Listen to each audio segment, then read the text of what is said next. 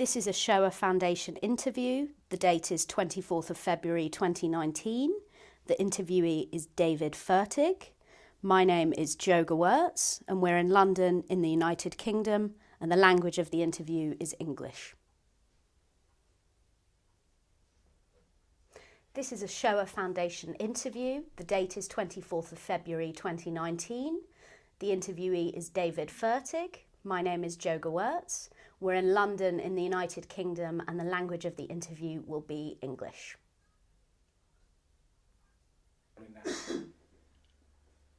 Good afternoon. Good afternoon. Thank you for agreeing to tell us about your life and your story today. Can you introduce yourself for us? My name is David Fertig. How do you spell your surname? F-E-R-T-I-G. Has that been your name since birth? Yes. Where were you born? In Berlin, Germany. How old are you today? I'm 97 years old. So you were born what year? 1922. What were your maternal grandparents' names?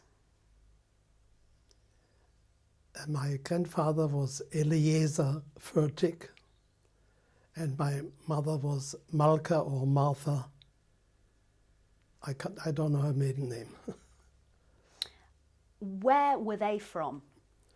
They're from Galicia in eastern Poland.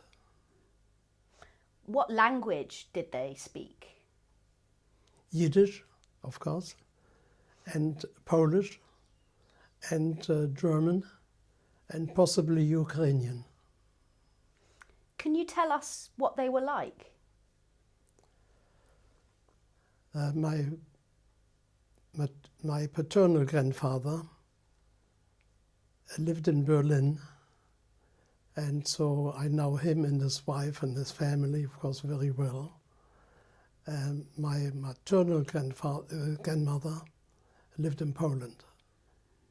I don't know her too well, or I didn't know her too well. So let's talk about your paternal grandparents. Yes. What were their names? My grandfather was Eliezer Fertig, and my grandmother's name was Malka or Martha Fertig. I don't know her maiden name. So what were your paternal grandparents like? I knew them, of course, very well because we didn't live very far. We lived in Berlin, in Germany, and I saw them, of course, frequently. What's your strongest memory of your grandparents? My strongest memory was going there for Shabbat meals, and they owned the property. They lived in a block of flats, and they had a permanent sukkah there, and going particular sukkahs to eat in the sukkah. What was your mother's name? My mother's forename was Serel, or Sarah, but she was called Serel, and I wouldn't know what oh yes, she was a Goldberg. Where was your mother born? My mother was born in London, in the East End of London. Oh no, I'm so sorry. My mother was born in Poland. What was your father's name? Aaron. And where was your father born? In Poland, in Galician. What type of education did your father have? Apart from Cheder, I'm not sure. Probably very little. What's your strongest memory of your mother and father? My strongest memory is how much they cared for us, because I had 4 siblings, or three more, there were four of us in the family, and I was the oldest. I was just about to ask, what were your brother and sister names? My brother's name was Alfred, in Hebrew Anshel, and my sister's name was Lola, and Hebrew Rachel Leah, and then my youngest brother was Joseph. And what were your brother and sisters like? My parents, I'm sorry, Your two brothers and your sister, what were they like? what were they like? Well, they were, of course, younger than me because I was the oldest in the family. And my sister went to, when she came to this country, to England, she was under 14, I think she was 12 or 13, so she had to go through the English school system. And my youngest brother, of course, he was 8 years old, so he's completely, has got an English education. And he finished up as a doctor of chemistry. Just before we talk about the Kindertransport and when you and your siblings came to the UK, I want to talk about your life in Berlin before you moved. So what language did you speak at home with your family in Berlin? German.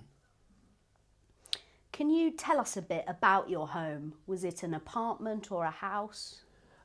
In Germany, in Berlin, everybody lived in an apartment. They're all blocks of flats.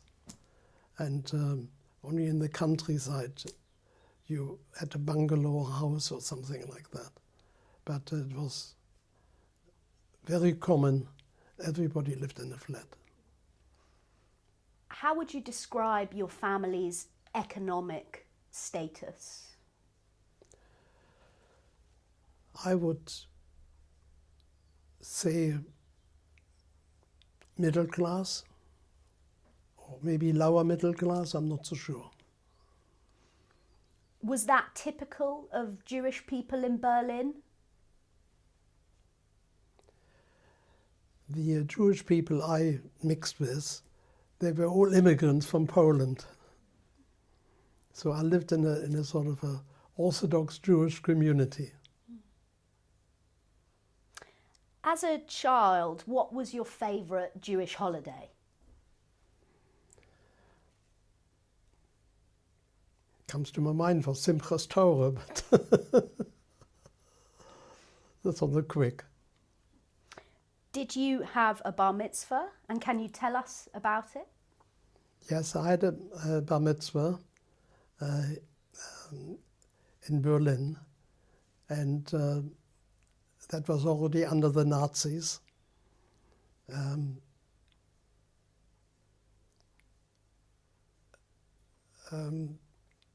We belonged to an Orthodox shul where most Polish Jews belonged to a Jewish community that was connected with Poland. They had what's called a Stiebel, you know, like not a proper synagogue, but like a makeshift synagogue. But that doesn't mean they were not Orthodox. They were very, very Orthodox. What school did you attend in Berlin? I went to a Jewish school, elementary school, belonged to the Jewish community, and I went for 8 years in the same school, all my school years, from the age of 6 to 14, and that was, when I was 14, that was already under the Nazis. Who were your friends when you were a boy growing up? My friends were usually from the Polish Jewish community. What games did you play? Well, apart from ice skating during the winter, I was not a very sportsman, you know. I belonged to the Shomer Hatzair, which is a Zionist scout movement, if you like. And I always I always belonged to a Jewish community, a movement, except when I joined the Bitar, which is the revisionist, you know, like I don't know whether you're familiar with that. And when I told my dad that, this afternoon I joined the Bitar, and the first time he picked up a stick and wanted to hit me because he didn't want what you call the Jewish Nazis. Let's cut, but we'll come back to talk about this. Hi, Arnold.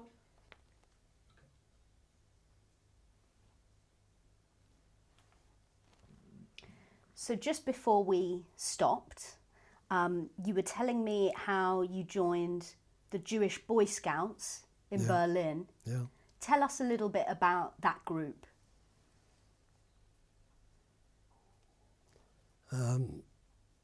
The name of the movement was the Shomer Hatzair, and I couldn't tell you all that much, you know, because we are sort of winding down already these Jewish movements, and that was my sort of only connection with Jewish youth movements. And you said that your father wasn't very happy when you joined. Why was he unhappy? He didn't want to join me, the right wing of the Zionist organization.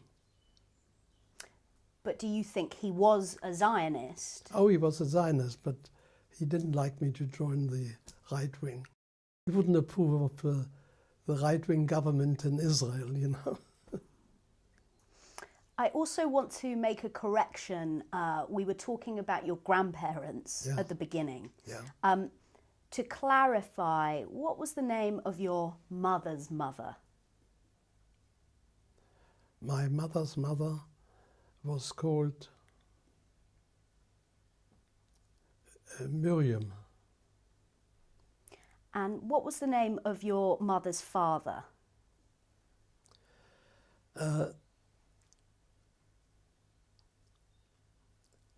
I'm not very clear of that, but I always believed that I was named after him, so he must have been a long time passed away for me to inherit the name. Because I never knew my grandfather, my maternal grandfather, and I always knew my grandmother as a widow person.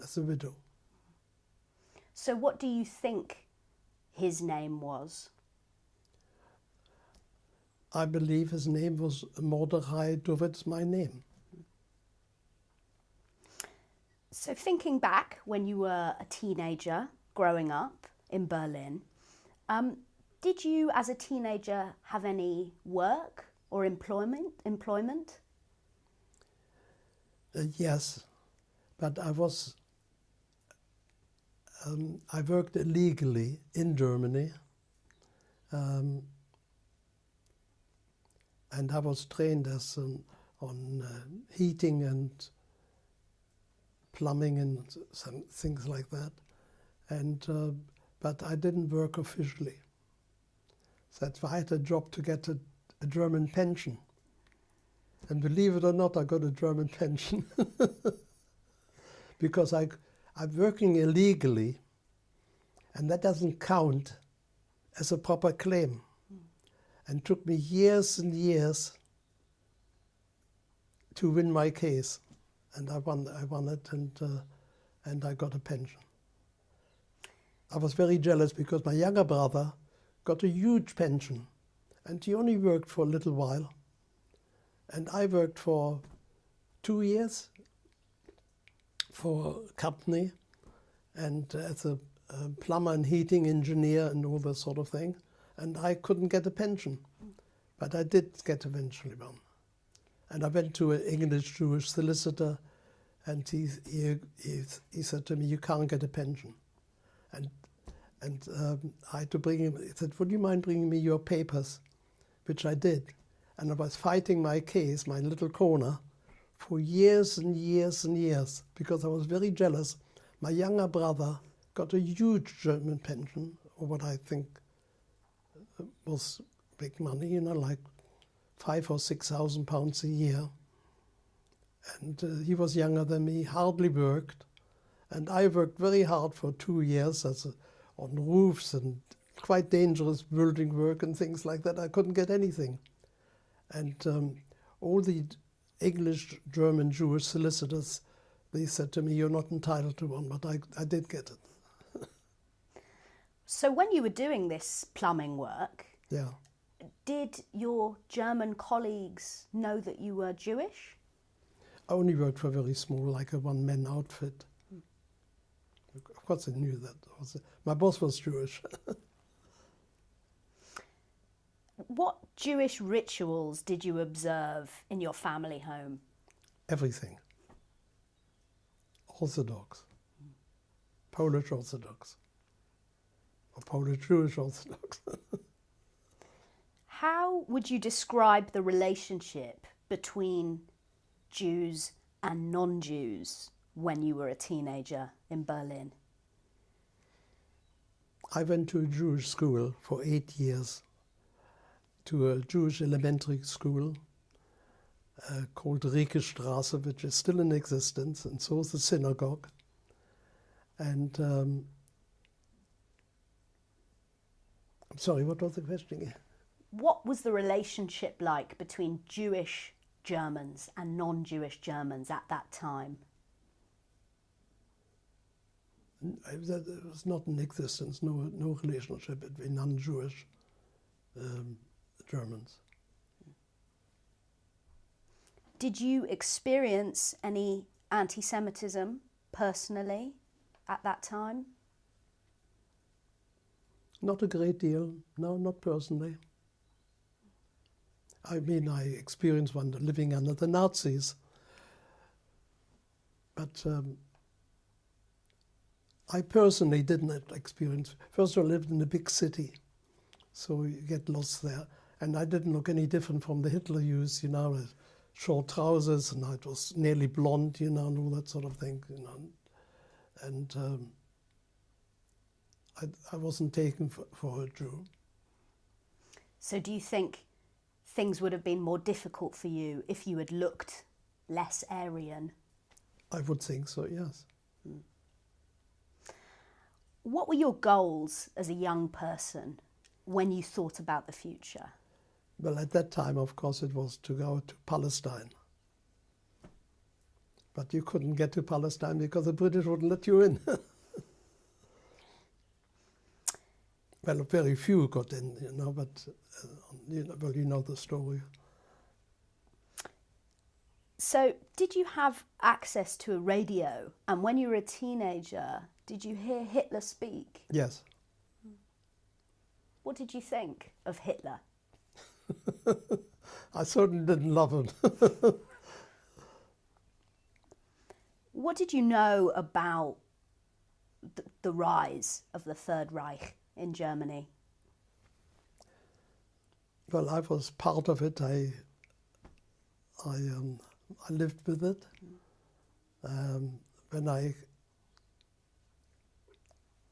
When Hitler came to power, I was 10, 12 years old or something like that. I was born in 22, he came to power in 33. So, I was about 11 years old or something like that. Did Nazism affect your schooling?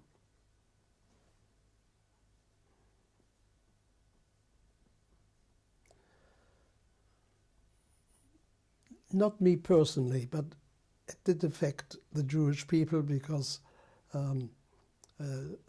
Jewish children had to leave all the German schools and go to a Jewish school. So it affected the school system for the Jewish community, right? And it affected the teachers. We had all teachers that were thrown out of the Jewish teachers that were they were teaching in German schools. They lost their jobs. So we had loads of teachers, highly qualified. So we had a good education, a good scholarly education. Yeah. Did the situation with the Nazis in Germany affect the work of your older family members? Yes, it must have done, yes. Do you remember anything specific? Did anyone have to stop working?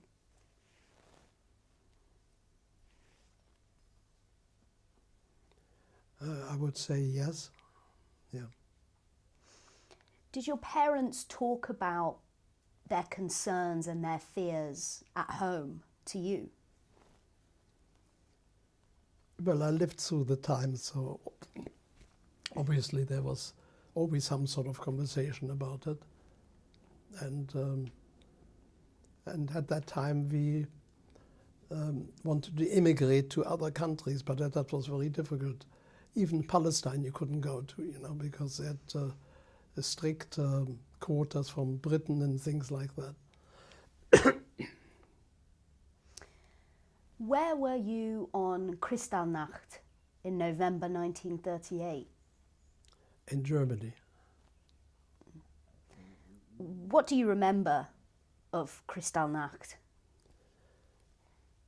I remember all the Jewish shops being smashed up, and at that time it was not called Kristallnacht, because we didn't know. And I worked illegally in Berlin, and on the way home from work, and I just wondered what all these shops that are smashed up, all the windows out and everything. And I didn't realize till later on that was because they were all Jewish shops. Were your family or friends affected by the riots and the violence that was happening? I would say yes. I didn't experience in a big city like Berlin any personal violence towards me. I didn't have German friends anyway. And we lived our small life, if you like, with Jewish schools and Jewish education and Zionist organizations.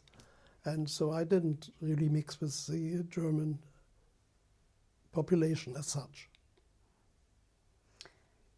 So on that night of Kristallnacht, Yeah. and I know you didn't call it that at the time, were you with your family? At that time I was, no, I was working, yes, yeah, illegally, but I was working, I had a job. When did the Jewish community start trying to leave Berlin? Well, from 1933 onwards, it became very serious, and everybody's was looking for another country to go to, but that was not easy. Not even going to Palestine. When did you learn of your parents' plan to send you away out of Germany? I came over here when I was 16, and I had in Germany I had a Polish passport,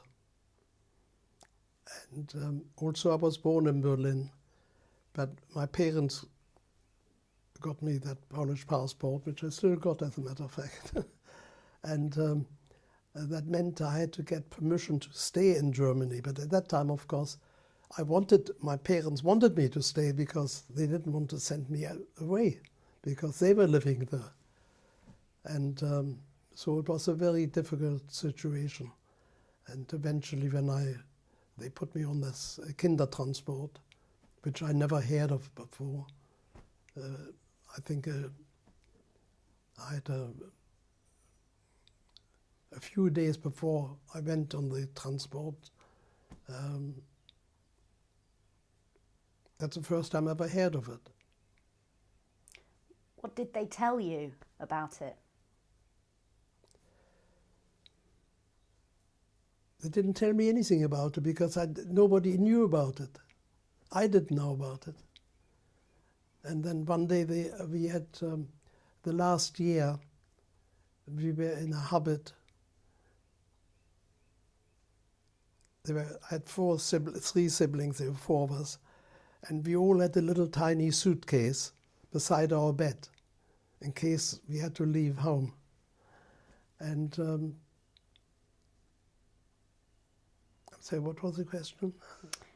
We were thinking about when you were sent away on Kindertransport and how your parents told you and prepared you. No, I was not prepared for that. And I wasn't told anything about it because, first of all, the Kindertransport in 1938, and I was on one of the first ones. It's called Kindertransport, but it was not a transport like in the back of a lorry or anything like that. It was quite civilized, on a train, on a ship, you know, and landing at Harwich and all that sort of thing. I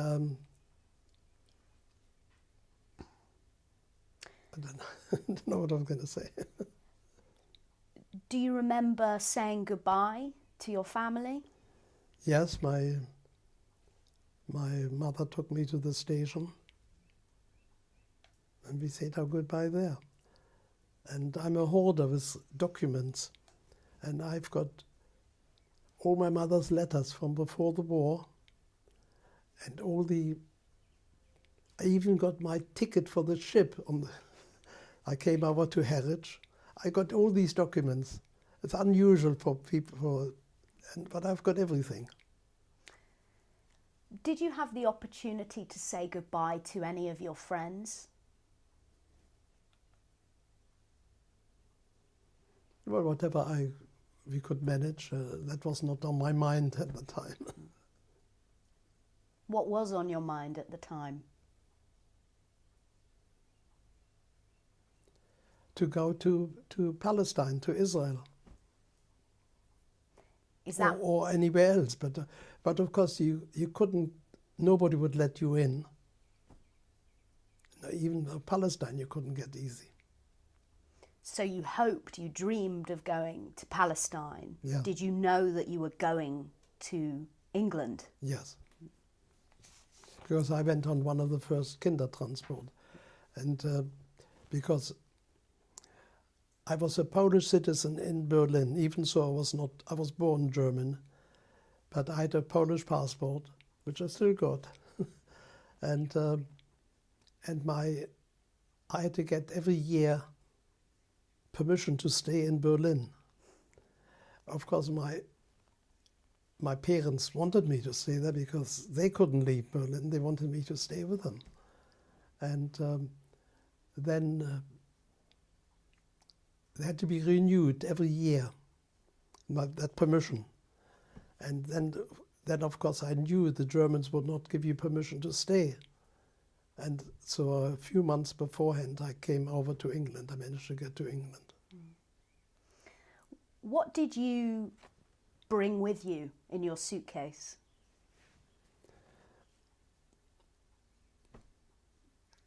Just clothing, a few bits and pieces. Did you have to leave anything very special behind? Any special belongings? Well, my bar mitzvah camera and things like that, but... Did you say a camera? Were you given a camera for your bar mitzvah? Yeah. I remember that, an Aquabox camera. Were you a keen photographer?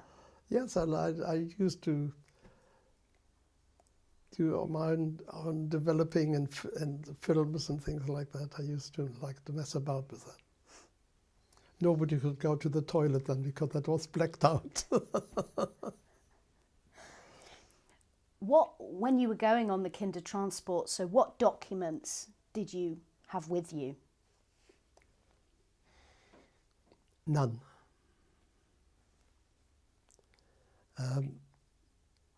It was a common. What document I've got with me? Did you have your Polish passport? No, I didn't travel on a Polish passport. But did you have that with you? I took it with me, but with the Polish passport I would not have been able to go to England. And it was only because when the people that arranged the Kindertransport, this was the Jewish organization and mainly the Quakers. It's only thanks to them that I came over here. Well, things were developing so quickly, I don't... Did you bring photographs with you? No, very few. Because I left in such a hurry. And then I've got a few more photographs from my brother when he came over. And I had really nothing. I had nothing of... I only had of my parents, like a passport pictures, and all these pictures of my parents are what I managed to salvage from English relatives, which I didn't know I had here, you know. And so I got like from my mother's and father's engagement or marriage, you know, that I got it from here, from England. I never had any pictures. Did you know anyone else who was travelling on the Kindertransport? No. Did you make friends with anyone who was travelling? No. What do you remember about the journey?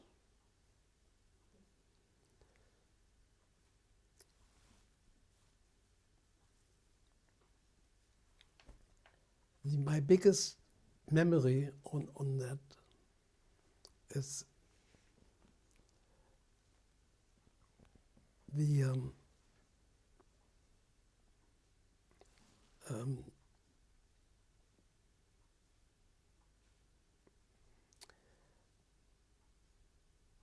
the clash of culture.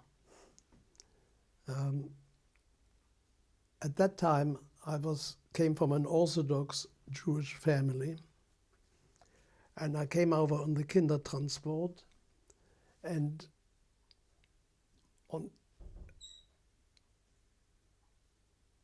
I came over on the no, I can't remember now.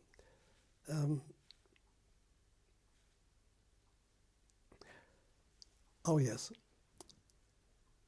that winter in December 1938, that was one of the first Kindertransport I came over, because I was not allowed to stay in Germany. And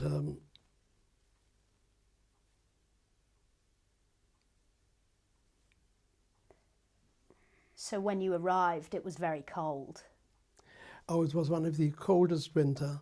My son didn't believe me when I told him these stories. And he had to get in touch with the Met Office because he didn't believe his studies, so that was exaggerating. And it was the coldest winter in living memory at that time. In 1938-39, that winter was bitterly cold.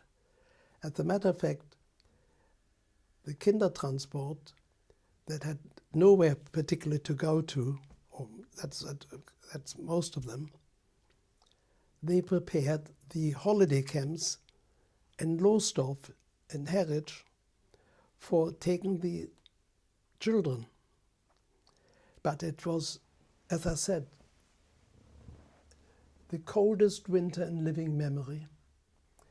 So they had young children of 5 and 6 and 7 and 8, They couldn't possibly survive that in holiday camps in those days. Neither could we. And I finished up in the Salvation Army, Siemens Hospital for the Salvation Army in Harwich. And this is when I had my first Trefe non-kosher meal. I'm about to ask about when you arrived. So the journey that you took, was it a train to Holland? A train to Holland, to the Hook of Holland, and from there to Harwich. And from Harwich to Liverpool Street. So what was your first meal when you arrived in England? What did you think of the food? It was very nice. I had bacon and egg. My first meal, as I said, they prepared the holiday camps like Butland type in near Harwich and Lowestoft, but it was so bitterly cold they couldn't put children in these camps. And so the young children had to be, I don't know where they went to, but I was already 16 then, so they put me into the Siemens Hostel Salvation Army in Harwich. That was only 15, 16 years old, and I was 16 at the time. And so thanks to the Salvation Army, I survived the winter. How were English people treating you and these other Jewish refugees? I like to only speak from my personal experience. I didn't have a very high opinion of the English Jewish people.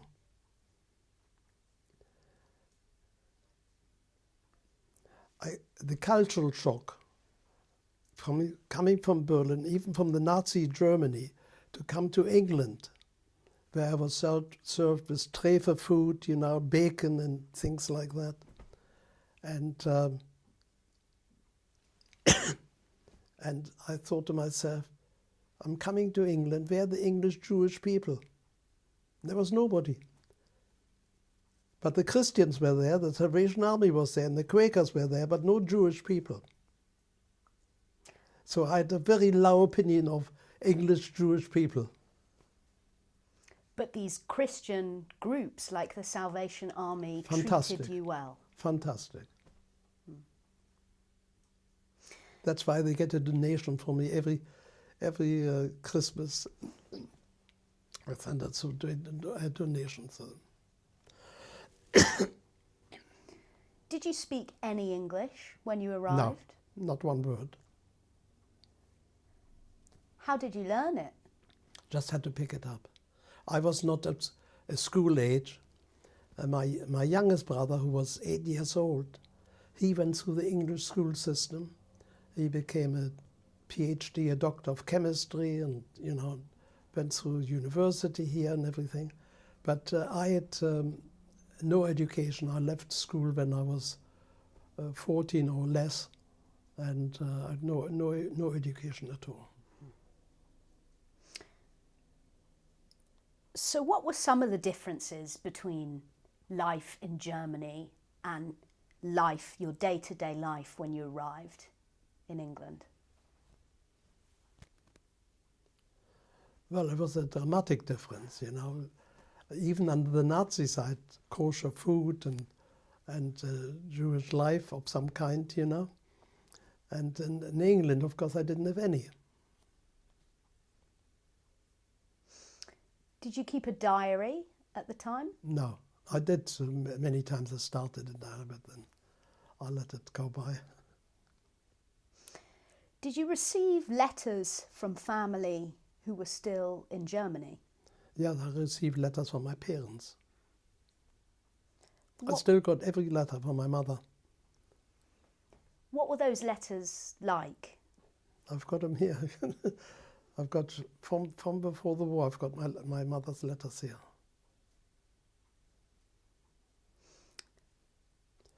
I remember one letter which I still got. And she was saying, who would have thought it was goodbye forever? You know, that letter was already when the war started and went via Belgium. And when Belgium was overrun and Holland was overrun, then it came through America, you know. So I got correspondence. But when America came into the war, that I could get no more correspondence. Was it difficult for you to receive letters at that time from your mother? No, I was pleased, and I still got them. I don't think that many people got these letters. When you arrived in England, what was your immigration status?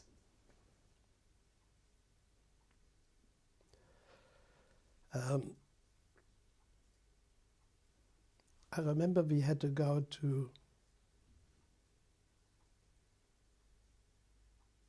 Aldgate in Lemon Street, I'm not sure which one it was, to register with the police there. And we were giving certificates of permission to land. I'll show it here. Oh, actually, we can look at the end of the interview. Yeah. Let's have a look at the end. Yeah. And so did you have to register? yes, I had to register with the police at Lemon Street, I think it is.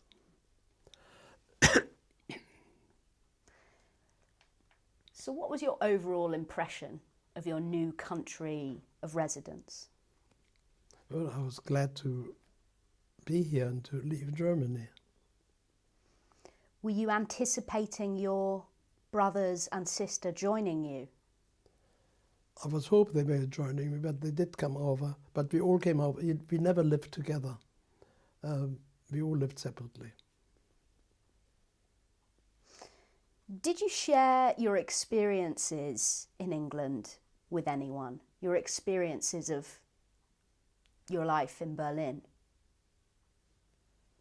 Not really, no. Did you find it was difficult to talk about? I didn't any particular experience. So after living with the Salvation Army, where did you go next? I stayed with some English relatives in East End of London for a while, and I went to Bloomsbury House, Bloomsbury House, and and I didn't have the penny bus fare, so I had to walk all the way from Whitechapel to Bloomsbury, and they couldn't do very much for me. And then, because I was out of the education system, you know, my younger siblings, they had to go through the English school system. As a matter of fact, then the war broke out, so they were all from school evacuated and things like that. So they went through the English school system, and I missed all that school. So you were living with cousins in the East End of London? Yes. What was that like? Well, I was glad to have somewhere to stay, and but I wasn't allowed to work, so that was a great difficulty. And eventually, I managed to persuade the committee in Bloomsbury. I pleaded with them because my siblings, my youngest brother, for instance, he went through the English school system, there was no problem. But with me, a 16-year-old boy, 17 at the time, who wants a 17-year-old boy? It's not very cuddly. and so I had no English school, no schooling at all. And your relatives who you lived with, Yes. were any of them close to you in age?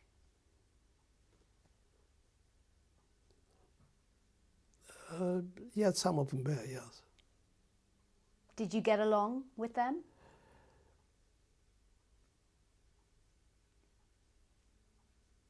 But they were a little bit younger than me, yeah, a bit younger than me. How did London, a big city, compare with Berlin? Well, I didn't do any comparison because there was other things on my mind than than complaining about living in London. So when did your siblings begin to arrive to England? I came over in December 38. My brother came over sometimes in May 39. And then my sister, who was 13 at the time, she came over with my youngest brother, who was 8. We came all on different times, and we all stayed separate. We never lived together again. So first to come was Alfred, Yeah, yes, and then later was Lola and Joseph. yes, Were you able to meet up with Alfred when he arrived? yes. Yeah. Where did you meet?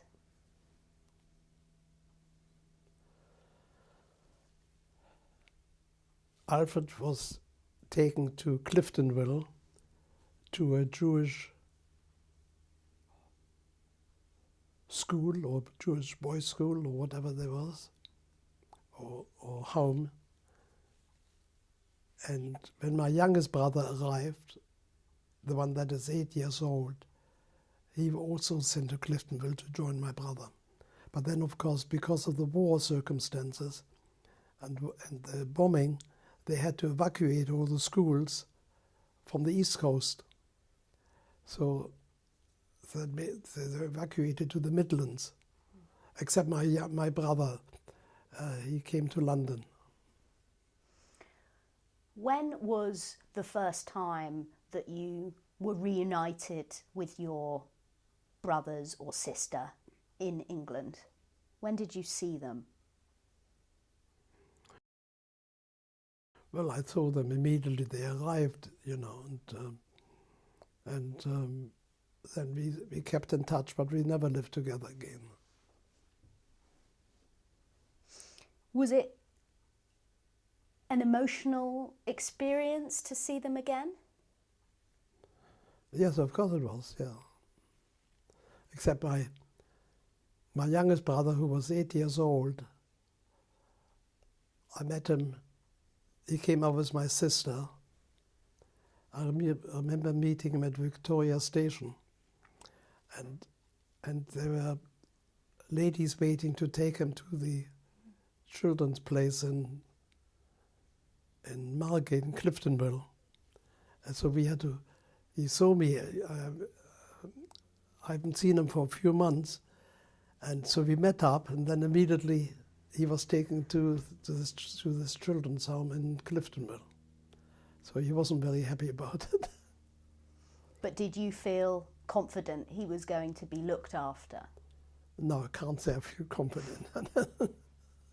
No. What did they tell you about how your parents were doing? They couldn't tell me anything. Not what I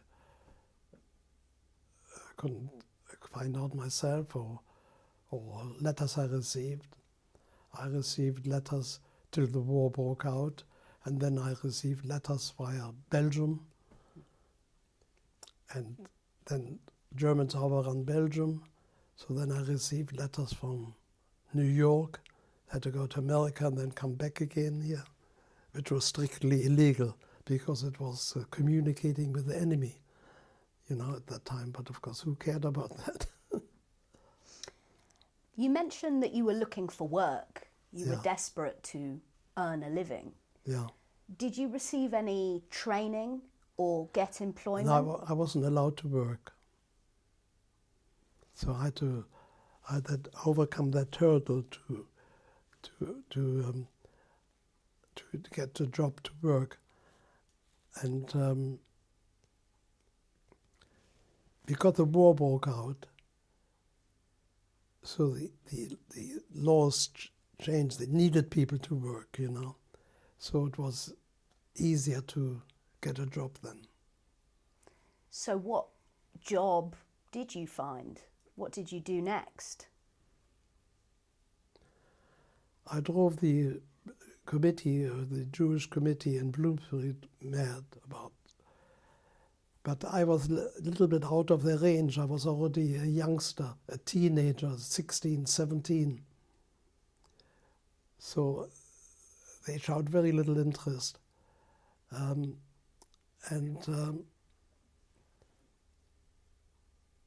I pleaded with them, you know, for jobs. And then they turned around to me because they've got like a file on me at that time already. And they said to me, I noticed you come from a Jewish Orthodox home. And he sort of, I can't remember if it was a man or woman there behind the desk, but they were like sort of scratching their hair, you know, they didn't know what to do. And then one of them said to me,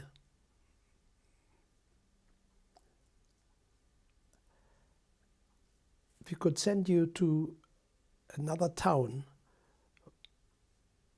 and that's connected with work and everything, but not amongst Jewish people. But I noticed from your documents you come from an Orthodox home. Would you entertain it? So I said yes. And I was sent to Bristol, and the Quakers looked after me afterwards for 2 years. And what was the work or training that you were doing in Bristol? Engineering, like what I wanted to go into, yeah. What was life like in Bristol?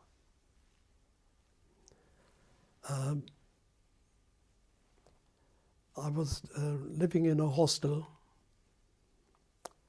and not only they have German and Czechoslovakian refugees there, but English refugees from Guernsey and Jersey. So the people looked after me, in charge of the hostel, were English refugees from Guernsey and Jersey. And how did these other refugees, but also how did the people of Bristol treat you?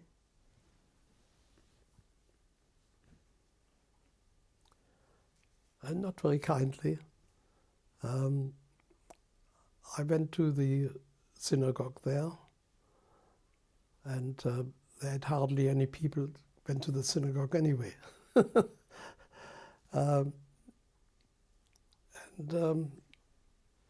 didn't meet any Jewish people from Bristol. What did you do for fun? Pardon? What did you do for fun? Oh, I can't tell you that. What did I do for fun? I met some nice English people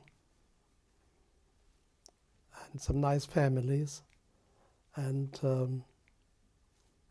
they were my closest friend till a few years ago, you know.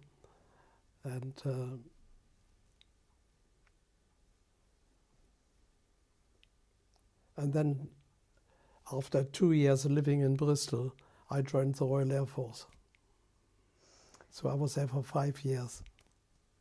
Just before we talk about your service for the Yeah. Royal Air Force, where were you when you found out that the war had begun?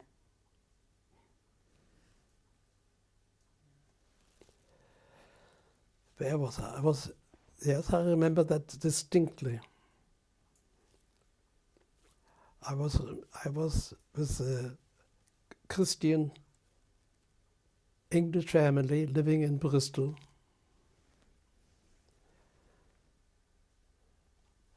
And that was a Sunday morning. We were all assembled in their little parlour in Bedminster, Bristol, I remember that. And Bristol was famous for its cigarette factories. Players and Craveney and all this was made in Bristol. And I believe that, I'm not sure about it, but I believe they're all Quakers. And they didn't take part in any war efforts, you know, the English Quakers.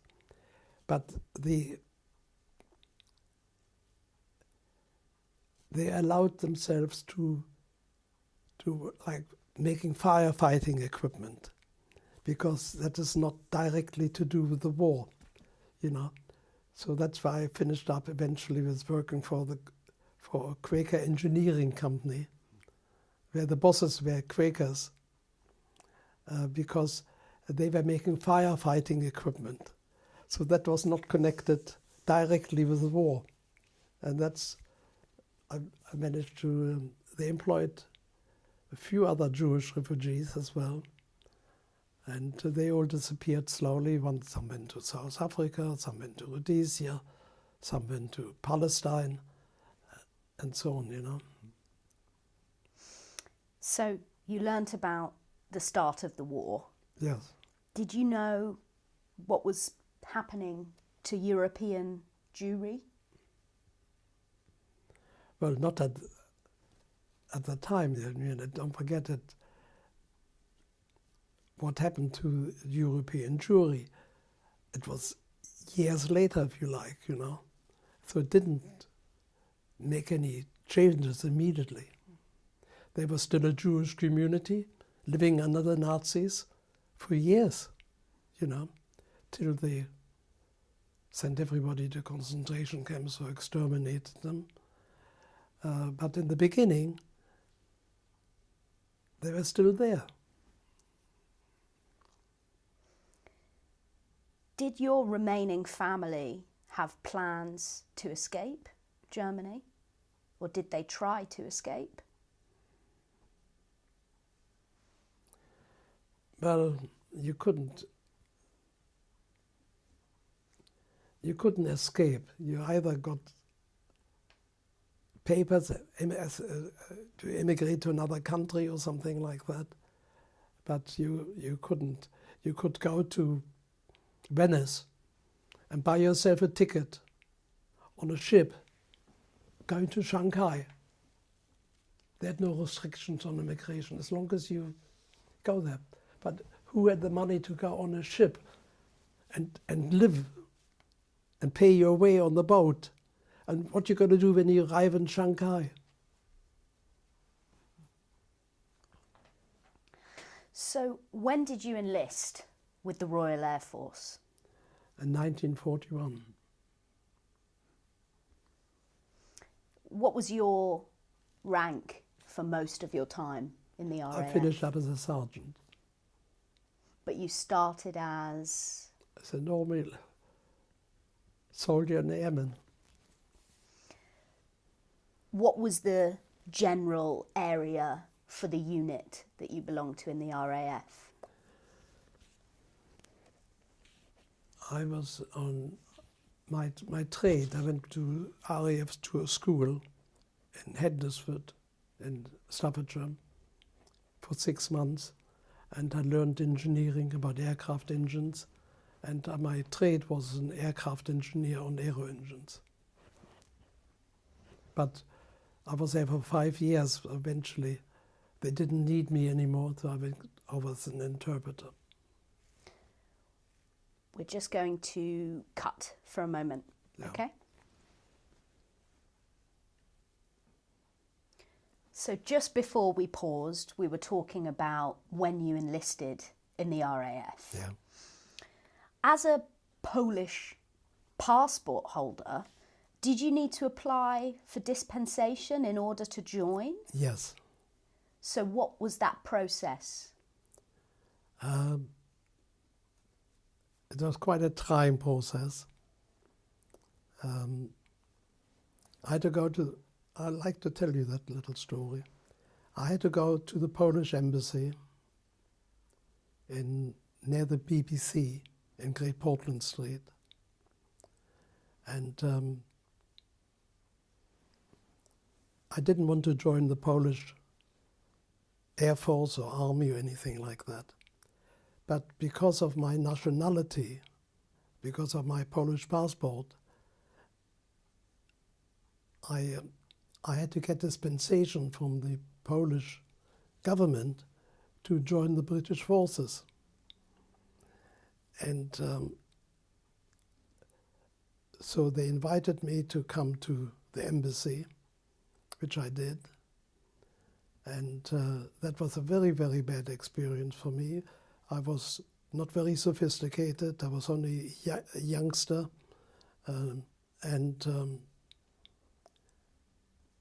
So as they opened the door for me, and I had my Polish passport in my hand to identify myself, or my ex-Polish passport, and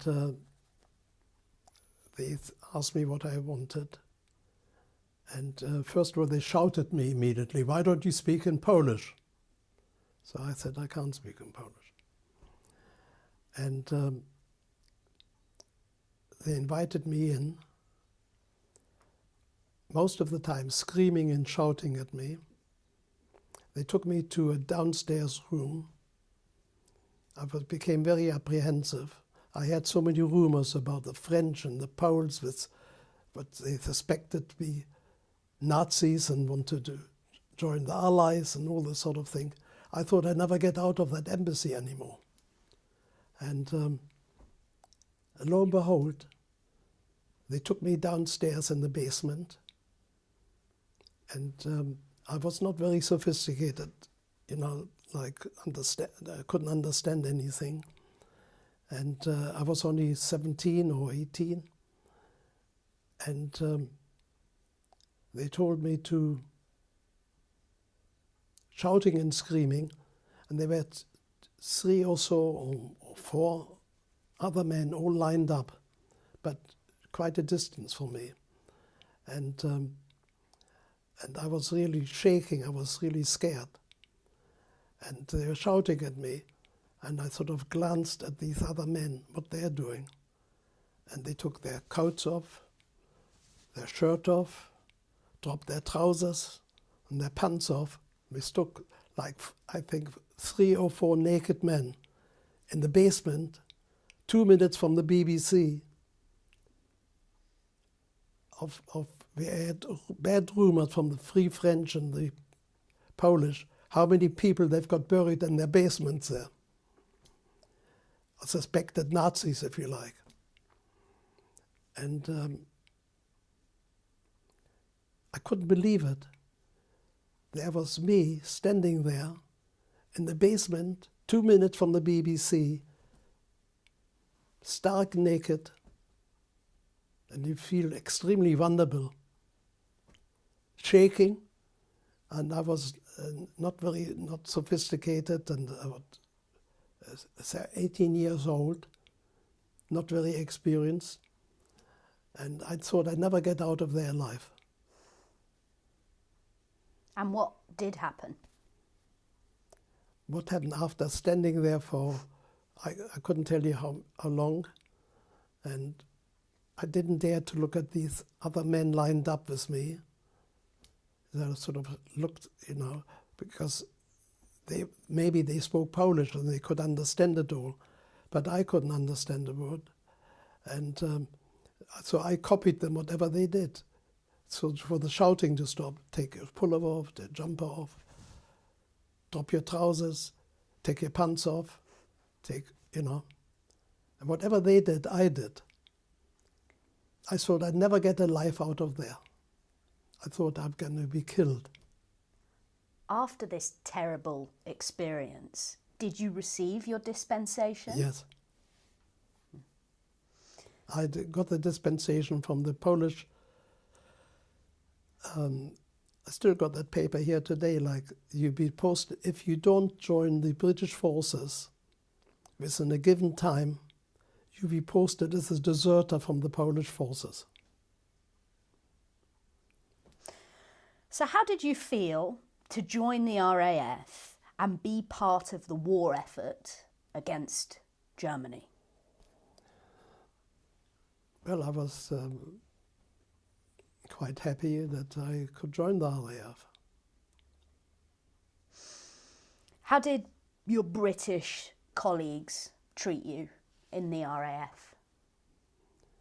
I had very little anti-Semitism, very little.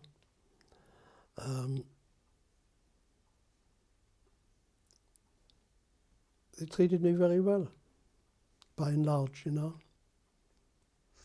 Was there lots of camaraderie? Well, I made sure that my English RAF guys were not pints of beer swiveling drunkards or anything like that. Because if I would go to the NAFI and join these, my mates, if you like, and they were drunk, you know, they could take the mickey out of me. And because of my English, I could not defend myself very much, you know. I wasn't very fluent in English.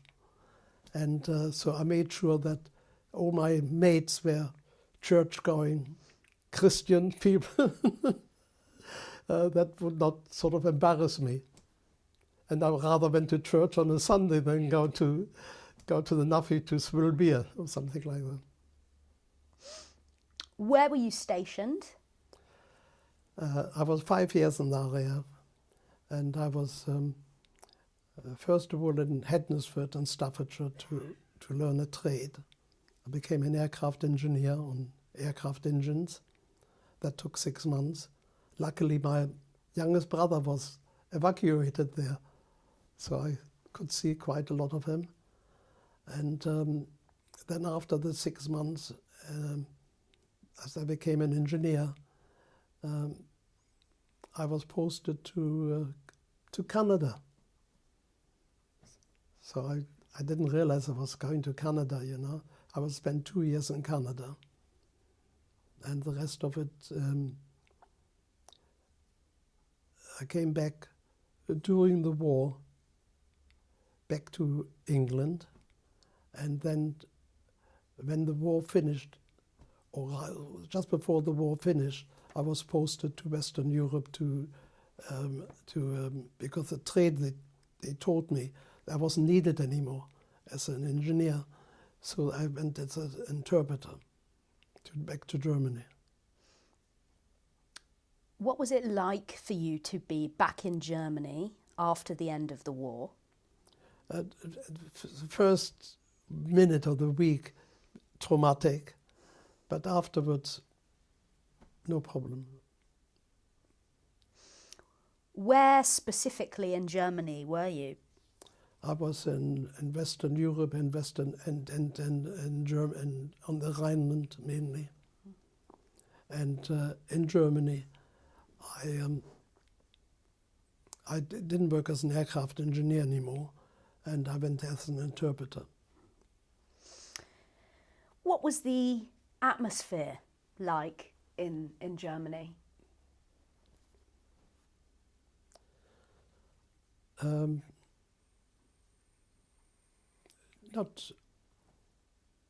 Not in the extreme at all. The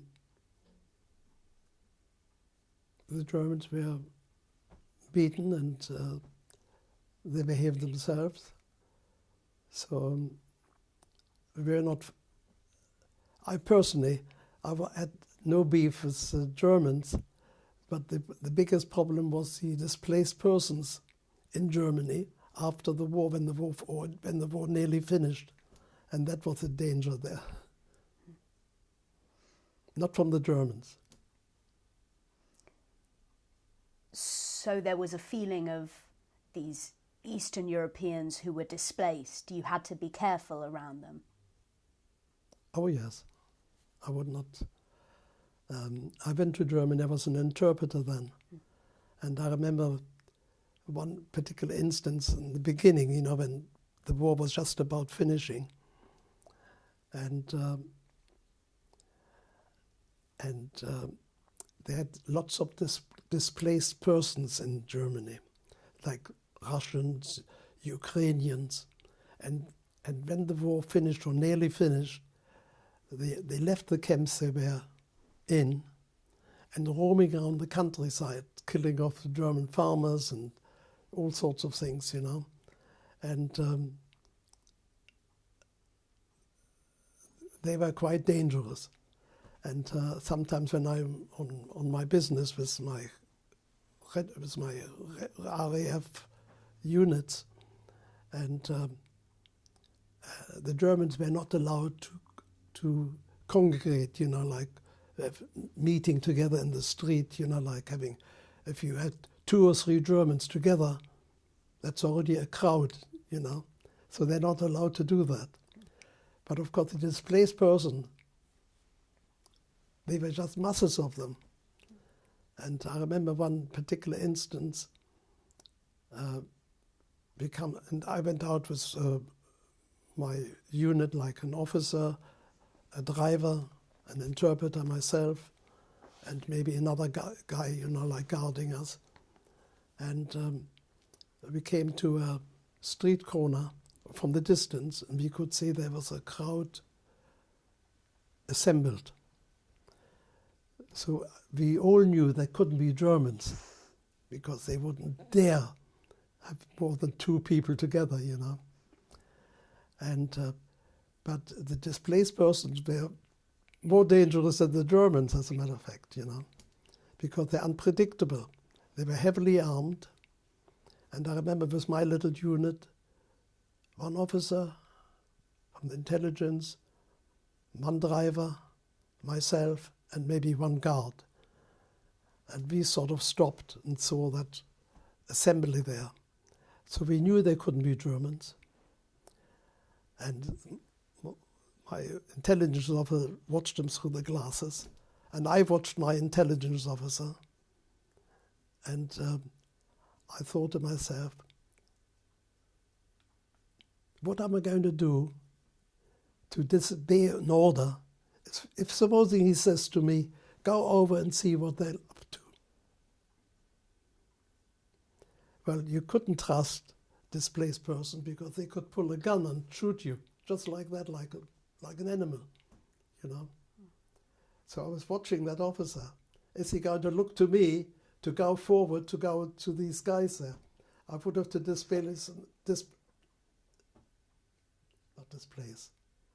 I would have not to obey an order, you know, because I wouldn't go over there, because these guys could just pull a gun out and shoot you.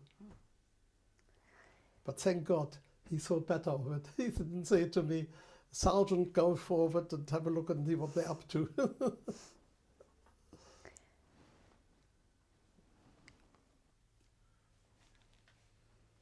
So before we paused, you were talking about how you went as an interpreter towards the end of your service with the RAF, and once the war had finished. Where did you live and what did you do after your time in the RAF? I'm just trying to recollect. Where did I live? There came a time when I had to, in 1946, when I had to leave the forces, when it was my turn to come out, and I had to travel back to England to get demobbed in 1946. That was after, wasn't it? Yeah. I had to go to a place near Blackpool to get demobbed.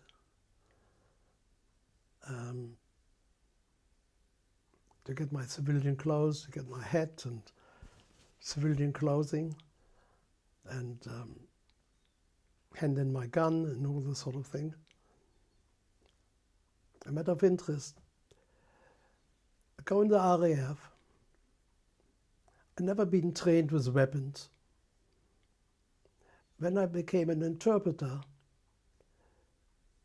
I was not allowed to have a rifle. I was only because a revolver. They give you a revolver before I went to Germany, but they don't tell you how to use it. So I never knew how to use that revolver, you know. And I was frightened of that revolver. I was really scared of that.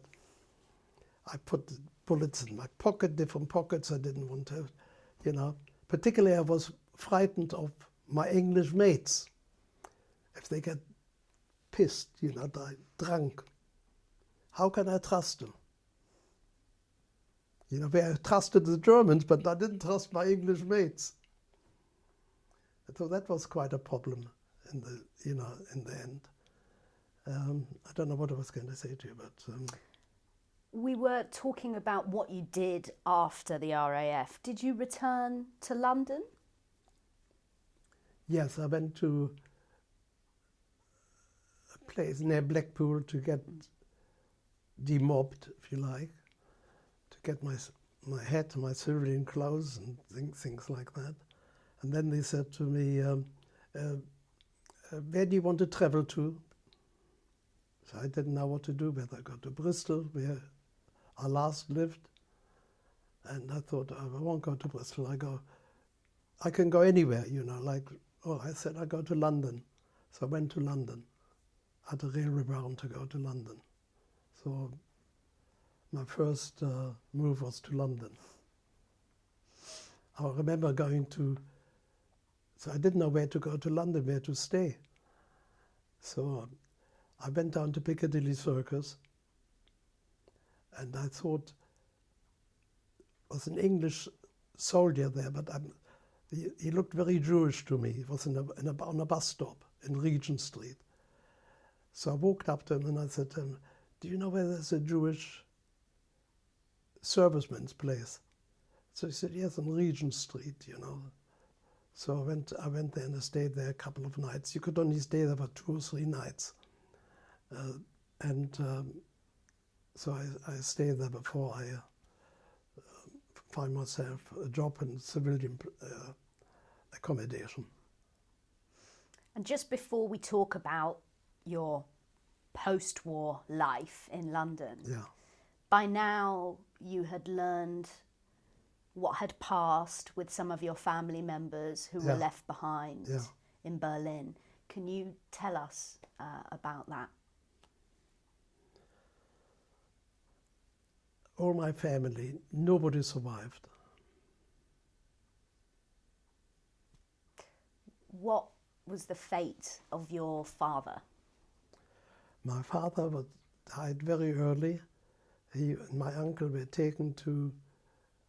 arrested when the war broke out. And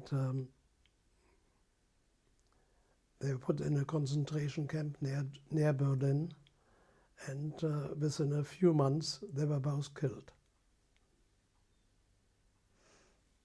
So my mother was still alive in Berlin. And in the beginning of the war, the Nazis sent the bodies back to the Jewish community for burial. And my mother buried my father in Berlin, and he's got his grave there, and a stone she put up. He was killed with my uncle more or less within a week of each other. And they both got buried in Berlin by my aunt and by my mother. But my mother, I don't know where she's buried, you know, she's disappeared.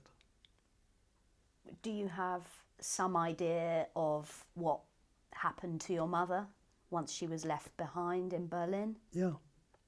Can you tell us about that? Yeah, she's probably left in a siding of in a railway wagon and left to die or something like that. I got no idea. What happened to the family assets that you once had in Germany? Nothing. Did you ever have any knowledge of what became of your possessions or your home? No. So, thinking about life now in London, post-war, did you have any professional ambitions?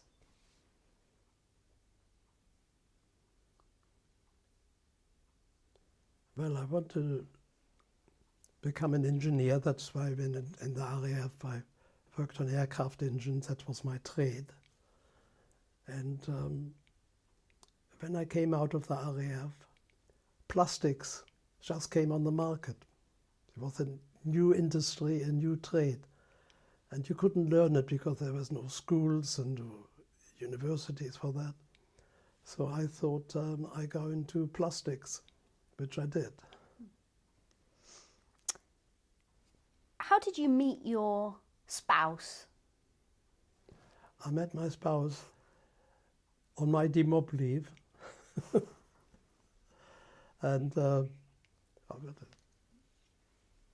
yeah, she wanted rimless glasses. She was looking for a guy with rimless glasses. And I'd just come back from Canada then. And I had these, you know, like these Canadian glasses. And I met her on my demob leave. And doing some charity work at a Jewish organization. And she was sitting next to me. What was her name? Ina. Was she a similar age to you? Ina was Marion. Yes. 9 years younger than me, yeah? 7. Yeah, yeah. And what happened? Did you get married? Yes. We got married a year. I came out in 1946, and by 47 I was married. Where did you get married? Hackney Schule off Mare Street. Was it a big occasion? Yes and no. At that time, you were not allowed to make weddings, you know, like spend money on weddings. Everything was rationed still after the war. Even bread was rationing, you know. And going out, you could only spend like £2 and something, or 50p on a meal or something like that. And the same applied to weddings. You couldn't make a wedding, you know. So obviously I didn't want to make a wedding, but my wife's family, they wanted to make a wedding. And it was like wartime, even after the war. You know, the meal had to be a certain price only and all that sort of thing. And so we had a wedding, but it was impossible to go to an off license and buy a bottle of whiskey. You know, that was not available and things like that. You mentioned Ina's family. Yeah. Was it a big family that she came from? On her father's side was a big family by the name of Schlein, or Slade, they called themselves later. And from my mother's side, very small. And what was their religion? It's Jewish, of course. Did you share your pre-war experience with your wife? Did you talk about things you had gone through? Well, I didn't have a bad war.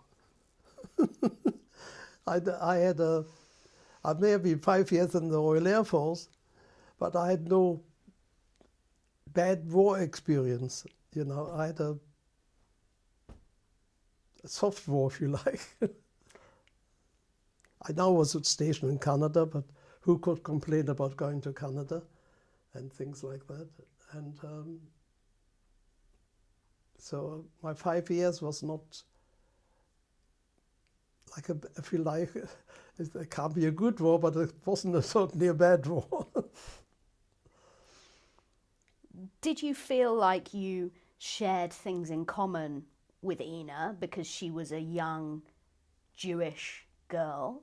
Or Yeah. did you think you had quite different histories because you were once a young Jewish man in Berlin? Yes, I remember her mother calling me into the parlor in Bethnal Green, and saying to me at the time, say, David, you know, I'm not very happy my daughter marrying a foreigner.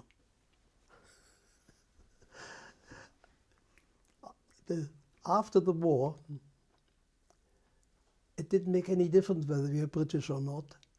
You could take any job you like and work anywhere, which I couldn't do before the war, you know. I wasn't allowed to work, I wasn't allowed to do this and that and the other. But once the war was over, not because I was in the RAF, but applied to everybody, you could just work. There was no restriction on nationalities or what have you, as long as you could find a job. Did you have children? Yes. And what were their names? Their names was Arnold and Marion. Marion? Is she there? Yes. Oh no, she inside? Where's she inside? Oh, okay. How did you choose your children's names? Arnold is after my dad, and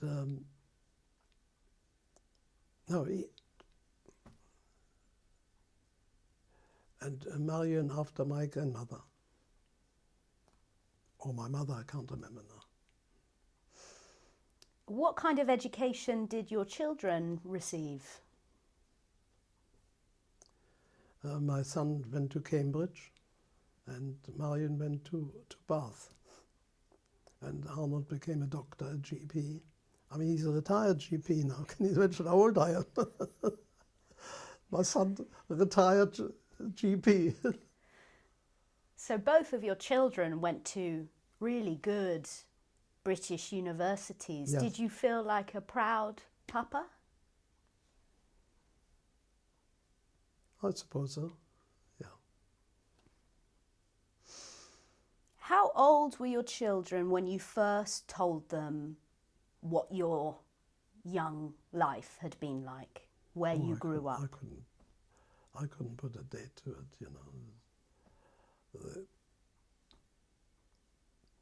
It wasn't part of my daily conversation with my children, you know. Were they children when they became aware, or were they older than that? Is Marion there? Is there somebody there? Marion or Arnold? No.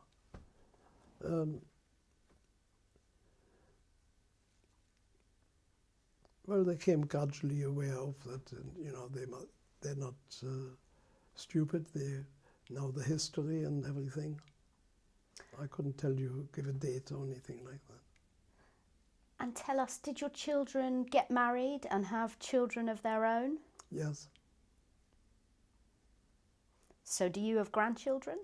Yes, I've got great-grandchildren as well. Masses of them.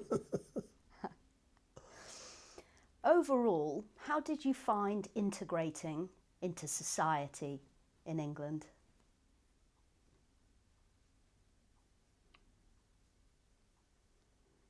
Well, I had to make the best of it and get integrated. As it was not a particular aim of mine, but it was just natural circumstances. Did it help that your wife was an East End London girl?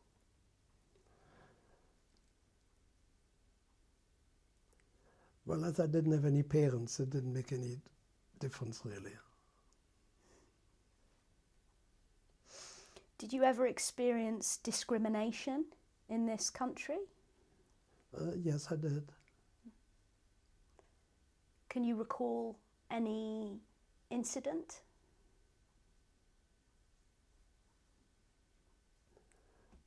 Well, I can recall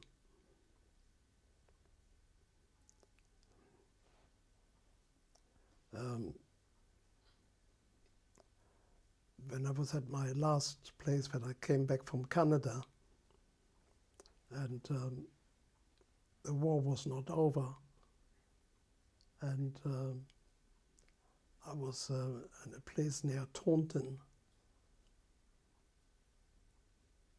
and I called a guy over to give me a hand, and he said he called back and he said, I'm not taking any orders from a effing Jew.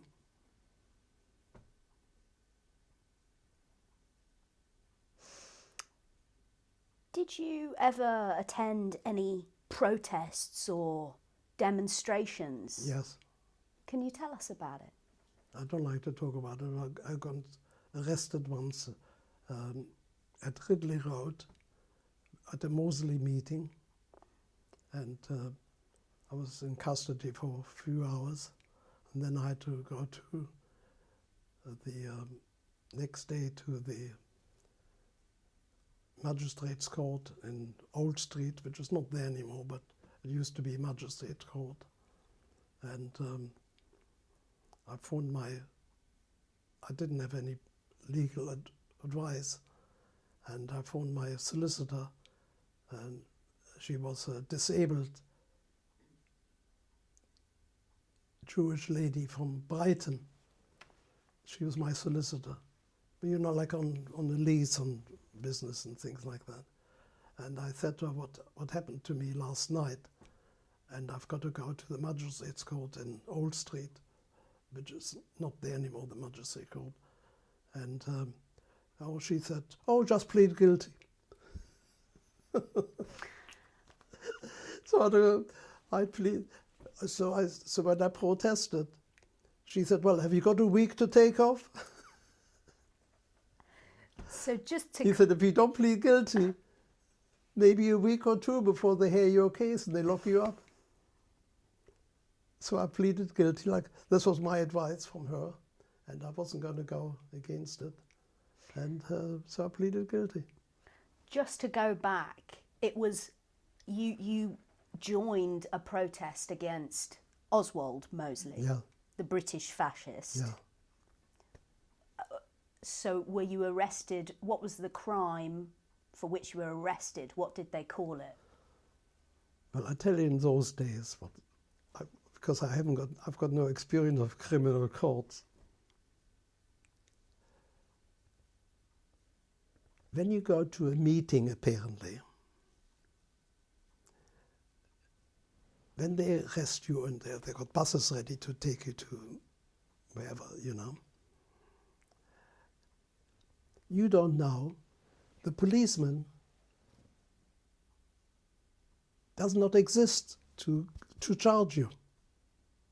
They pick one along the line in the police station. Oh, Charlie, will you take this guy? And Charlie might say, oh no, I've already got two. Oh, they go to the next guy. Will you take him? Okay, I can do it, you know. And they make up a story in their book. They've never seen you in your life. This, you know, like David Furtick, who was at this meeting, and so on, so on, so on, so on, so on. And they make up that story. I'm not saying it's like this today, but in those days, that's how it was. And when you phone up your solicitor, they always say, plead guilty. Because if you don't plead guilty, you can stay a week. Can you afford a week and you'll be locked up? That's my own solicitor. Why did you want to protest against Mosley? Because I felt very strongly against Nazis and fascist movements. Because my family have all disappeared because of that. Do you think fascism was or could be a danger in Britain? Well, it's always a danger, but unfortunately there are so many level-headed people, so let's hope it's not a danger. Did you follow British politics in your life here, and who did you support? I was always a Labour man, but I don't think I would vote Labour again. Why is that? Because of Corbyn and as people, I think they are anti-Jewish, and I don't want to have anything to do with them. I would not vote Labour anymore, ever. Did you become a British citizen? Yes. How? Strange enough, as I said, I was 5 years in the Royal Air Force. During the war, you could not become naturalized. Not many people know that. You become naturalized if there was a case like, for instance, your parents were in India and you were born in India, you know, and they want you to British, you know, because when they get home to England, you know, they want their child to be British. They done that sort of thing, you know. But you could not get naturalized during the war. There was no such thing. And so when I went into the Royal Air Force, technically, I was a German-born guy, you know, and finished. That's it. But they took me in, so I'm so grateful for that. So when were you naturalised? When my mother-in-law called me into the parlour in Bethnal Green, and she said to me, "David, I'm very unhappy my daughter marrying a foreigner." So I said, "What do you mean, Mum?" He said, "Well, I'd like you to get naturalized." At that time, it didn't make any difference anymore. You know, during the war, when I was in the RAF, I was not naturalized. You couldn't become naturalized except in certain circumstances, you know, like your parents of British in India or something like that. But you could not become naturalized. So during the 5 years I served in the Royal Air Force, I was just a German-born guy fighting on the Allied side for the RAF, if you like. So I was not naturalized, and you couldn't become naturalized either. That's only afterwards. Did you ever visit again after your work in Germany, your interpreting, translation work? Yes. Did you visit in later life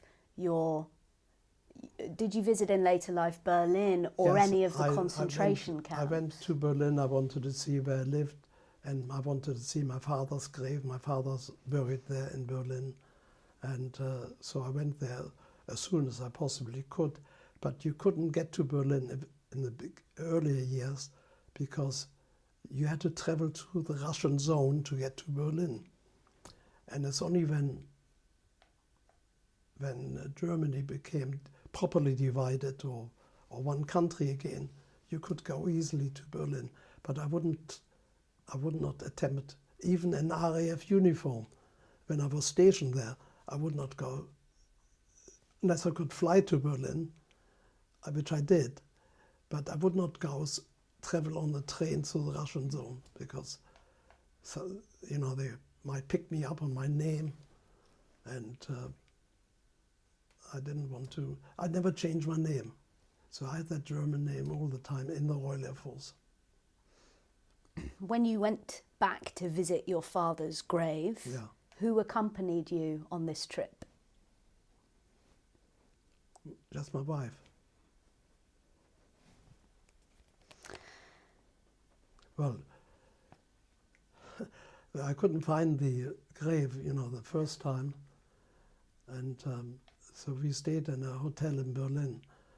So the next day, at that time, you had to go what's called Checkpoint Charlie, and it was very intimidating. And she refused to go to East Berlin, you know, where my father was buried, and but she wouldn't go there. I've just a few more questions before we finish. How often do you think about your early life and your experiences during the war? It happens quite often. Do you ever have dreams or nightmares that relate to your life? No, I've got no dreams. No. What do you think about the state of Israel? Well, I'm a Zionist, and I'm not saying that I agree with everything Israel is doing, but I think rather positive of Israel. Have you been to Israel? Yes, many times. My brother was Israeli, but my youngest brother, and he passed away.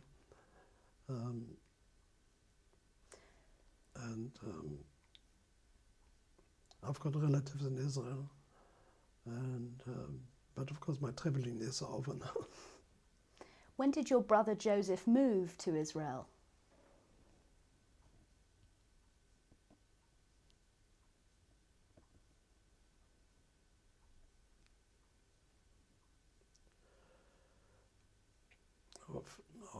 I'm just guessing quickly, 40, 50 years ago, something like that.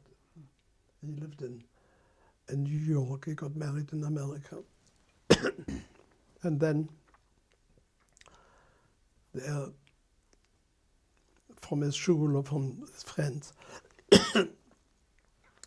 young families, and they decided they wanted to move to Israel, and so which they did. Did your experiences affect your identity as a Jewish person? My experiences?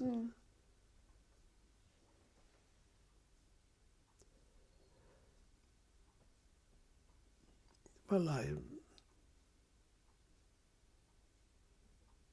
put up with a little anti-Semitism that is still in existence here. And but as you can see, I don't hide my Jewish belongings because I've got a mezuzah on the door, and everybody here knows that I'm Jewish. Do you believe in God? I think so, yeah. Have you had non-Jewish friends throughout your life? Yes, I have.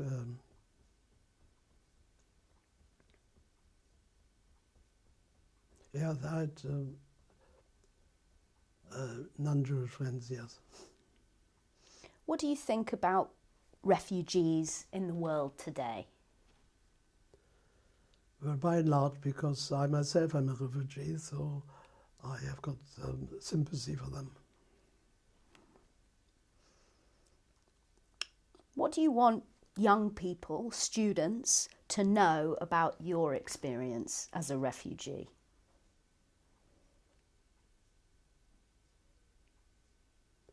I haven't given it any thought, but I don't really want to be involved today at my age, in 97, I think, yeah. I don't really want to be involved in that anymore. What's your attitude towards Britain? Well, I've got a positive attitude. It's my home, and my children and grandchildren and great-grandchildren live here. So I stick up for my country. And I'm very proud to have served, in the Royal Air Force for 5 years. Nobody can take that away from me. And so I hope that I'm recognized as British, like I feel myself to be. I think you definitely are. Yeah. Why did you agree to share your story today?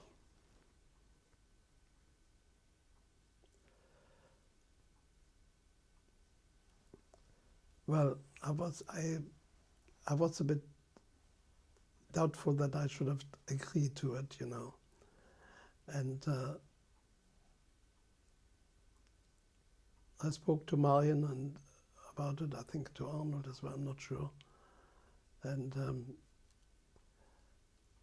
considering my age, I think it'll be the last time that I will give an interview, and I won't do that again. I'm too old for that. I mean, I'm pushing 100, so what? So you had to flee your country of birth. You unfortunately had to leave some family who couldn't leave. Yeah. You served in the British military. Yeah. You lived as a refugee, and Yeah. now you're British. Yeah. Given you have had such a eventful life, Yeah. is there anything that you want to say to future generations?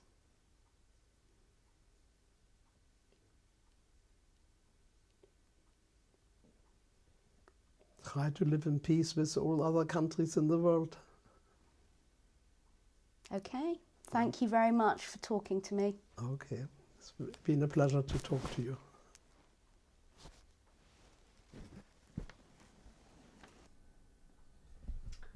So we're here with David's children. We've got Marion Coleman and we've got Arnold Fertig. Marion, when was the first time you are conscious of understanding your father's experiences? I think it was a gradual. I don't recall my father talking about it when I was young, and I think mainly as a way of protecting me. I don't know about Arnold, but it was a gradual realisation. And I do remember when I was about 14, 15, a friend of mine at school talking about the Holocaust, and I remember that was news to me at the age of 14, 15. So it developed. So my father would tell me anecdotes about his family life, amusing stories, but he never really talked about the horror of it until I was quite a bit older, probably in my 20s, before he felt freer about talking about it, to me anyway. The same question for you, Arnold. When do you remember you were conscious of your father's pre-war life? I think it was very, very similar. It was probably just a gradual thing, and that's, I think, partly because it wasn't talked about. And I think it wasn't necessarily because it wasn't something he didn't want to talk about. It didn't seem to feel anger and emotion that I've heard from, understandably, from some other people. And indeed, Marion and I went with my father on a trip back to Berlin about 15 years ago. And there were some emotional moments in it. But on the whole, somehow he and his siblings seem to have adapted very well to this quite difficult journey. And I think that probably had an effect on Marion, well, at least on myself, in that we didn't feel sort of anger in the way that you might expect. So it wasn't a big topic either way. Did it affect your relationship with your father? That's an interesting question. I think I've always been sort of full of admiration. I just couldn't imagine it to myself on my own. I've got 3 boys. How a 16-year-old could have survived all of that and somehow remained emotionally intact through all those years and not be scarred. And I think that must make it a lot easier in a relationship between a son and a father. As the years gone by, I think he'd been badly damaged by it. But then that would have affected it. But I don't think he appears to have been. It was a terrible, shocking thing to be parted from your parents at that age. But I think it must say something about the way they brought him up and the experience he had in the United Kingdom when he came, that he was able to adapt without too much in the way of emotional scars. And that made it easier, I think, for us. I think that's true. I think, yes, I think that I've always been full of admiration for how well adjusted my father is, and that it's only in later years that I think I realise sometimes it's not about the things that you say, it's about the things you don't say, and the affect of the emotions of the terrible things that happened. And I've always thought he came through this unscarred, but I don't think he did come through it unscarred. I don't think that's possible to come through it unscarred. And I've always felt, I mean, I have a deep distress about what he suffered, and what that means to me. I don't want my children to feel that sense of distress that I feel about it. I want my children to be able to move on from that. What I was going to ask, I know you both have children. They're grown up. Yes. Did you discuss your Yes. father's experiences? Yes. What rough age were they when they became aware of what their grandfather had? Teenagers, I would think. Teenagers. I mean, you don't want to tell them everything when they're young, but they've found out for themselves quite a lot. But my father will now speak, especially my son. He's been very interested in it, and he spent some time in Germany, and he set himself a little project of going to photograph train lines, disused train lines that were used by the Nazis. And so he has quite a deep understanding. Both the children have been to Sachsenhausen as teenagers. So I think, yes, but it's not, we don't talk about it a lot because it's always there. It's always it's always ever present. You don't always need to talk about it. You just know that it's there. How do you feel about your father giving testimony today? Well, I think it's brilliant. I think it's a wonderful thing for our children, for our grandchildren, our great-grandchildren, and for the children yet to be born. I think it's a wonderful thing to hear, and to hear because it's almost impossible to understand it just by reading about it, but by actually seeing it, hearing it. And I think it is great because we like to listen to the stories, but it can be quite exhausting for him, and also it needs a trigger. And I think it's good to have a professional interview, because sometimes when you're very close to somebody, when you're asking some of the questions, it can stir things up a bit. So I think having this done in this way, I think is really great. So thank you very much. Is there anything else you want to say about your father?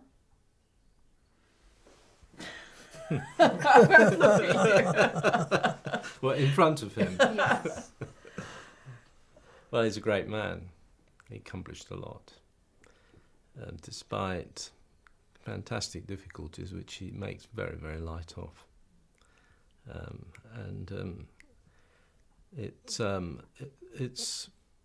I think it's a great testimony. He has one or two people come in and give him a little bit of help, but it's mostly companionship, and he's able to tell them the stories. And as far as I know, they're still fascinated by it, and they sit with him, they have coffee with him maybe for half an hour, once or twice a day, and I think they still love to hear it. So, and I'm just immensely proud of him, immensely proud. I just think he's set us all a very fine example of how to live one's life, and a great role model. yeah, told There us, you told us what justice is. Yeah. David, is there anything else you want to add, or anything you want to say to your children? Well, I want to thank you both for the support you've given to me. Right, and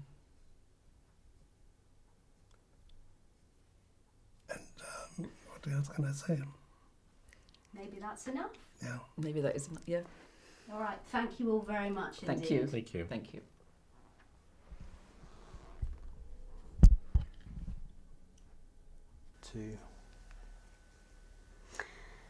David, we've got 3 pictures in front of us here. Can you tell us who this lady is? My grandmother. And her name? Her name is, the Jewish name is Malka, and I would translate it as Martha. And who's this here? That is my grandfather, Eliezer, and it's my father's father, and that's my father's mother. And this handsome couple in the middle?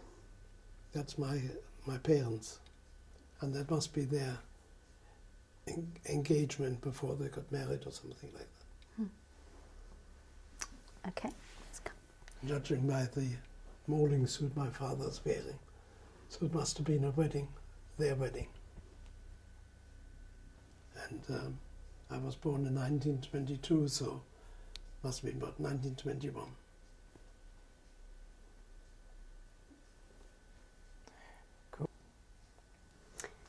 So David, this first picture here, it looks like a group of young people frolicking.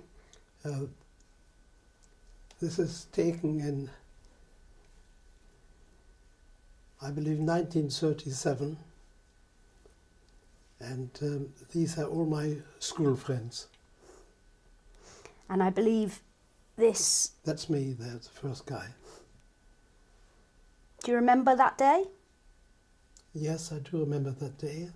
That is taken at a lake near Berlin called Wannsee, and we were not allowed to use the official bathing place, but as you can see, we didn't take much notice. We went right next door. This is, I remember the names from 1930, what is it? 38. So that was taken in 1937. And that's me at the end. And the first house, Rosa Storch, Adolf Lemberger, Marley Raubvogel, Max Schwarz, and another Max Schwarz. They're not relations. And that's me at the end. Hannah Klar, forgot the name, Eisenberg. I don't know the guy there, can't remember his name. Moving on to this photo in the middle. Yeah, that is, I believe this must have taken, it was about 3 years old, what do you say, or 2 years? My youngest brother. Looks like between 2 and 3, I think. And that's me there about 11 or 12. That's my other brother, and that's my sister Lola. And this last picture, who's in this photo? The last picture is my aunt.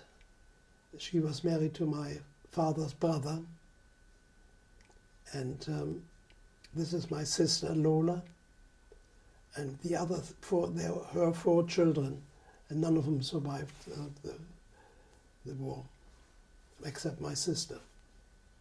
That's taken at the Baltic. You can see the date, 1932.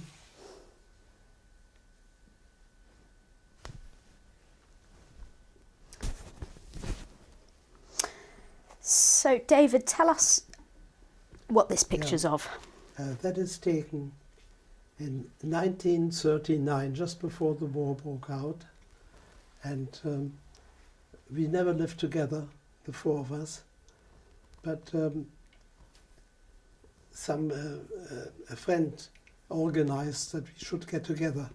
So it must have been, the date is 1939, and that is my youngest brother. That is Lola, my sister. That's me, and that's Alfred. Alfred is still alive. He's in Golders Green, and Lola passed away, and my youngest brother passed away. And who is this handsome man in uniform? Oh well, of course it's me. Was that a fashionable hairstyle at the time? Well, I was one of what's called the Bullcream boys, and the RAF. Okay. I just couldn't get rid of my curly hair at the time. So, David, what was the occasion for this first photo over here? That is a wedding. It was my wedding, 1947. What was that cake like? At that time there was rationing, even so it was after the war. And you could only spend so much money per person on a wedding. It was very restricted with what sort of affair you had. And as I said, that's 1947. Mm. That's in Hackney Synagogue. And can you Yes. tell us who's in this photo in the middle? That is my youngest brother, who's who's passed away, my sister passed away, my wife passed away. That's me, and that's my brother in Golders Green. He's got Alzheimer's. And finally, the photo on the end. Can you tell us about that? Yeah, that is Sarah and Arnold. Marion and Arnold. How old do you think they were here? Well, Sarah is Marion. This is Marion. Yeah. Marion must have been 3 or 4 years old. 4 years old, Marion? 3. 3. 3, I think.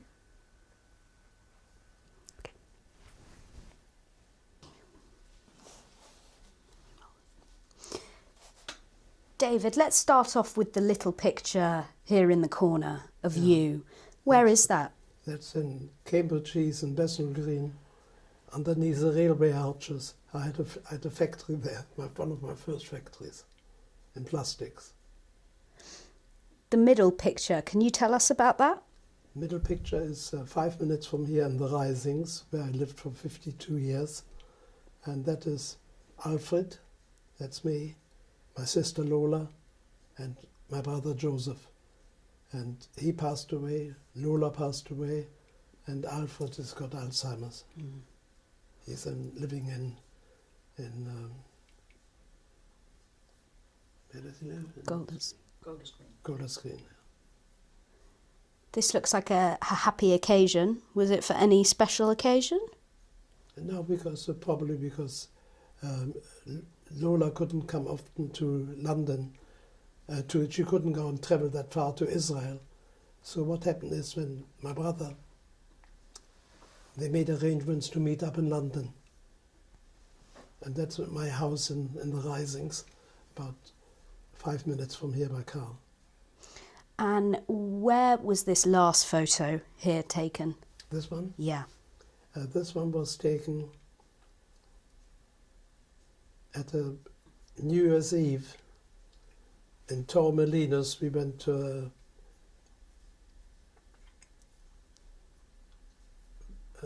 we had was it a New Year's Eve or something like that? Some sort of party. Yes.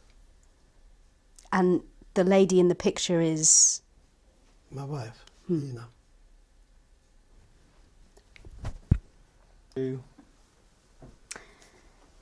David, who's in this first photograph here, and when would this have been taken? I think that's taken in Wanstead. That's Marion. Now, can you? I can't. And also, are these your grandchildren? Yes. And then the middle picture, it also looks like a big group. That's in Marion's house, I think. Is that your house, Marion? Yes. It's in Marion's house. That's Richard, Marion. Is that me? Yeah. And some great-grandchildren, Great-grandchildren. it looks like. Yeah, Arnold's there, Marion there. And what about the last photo? Who's in that picture? But this one here? That is Daniel from Korea. This is his wife. And these are his 3 children. That's Barbara, Arnold's wife. Richard, me, Marion, Arnold, and Matthew and Daniel. So these are your great-grandchildren who live in Korea? Yes, yeah. Wow.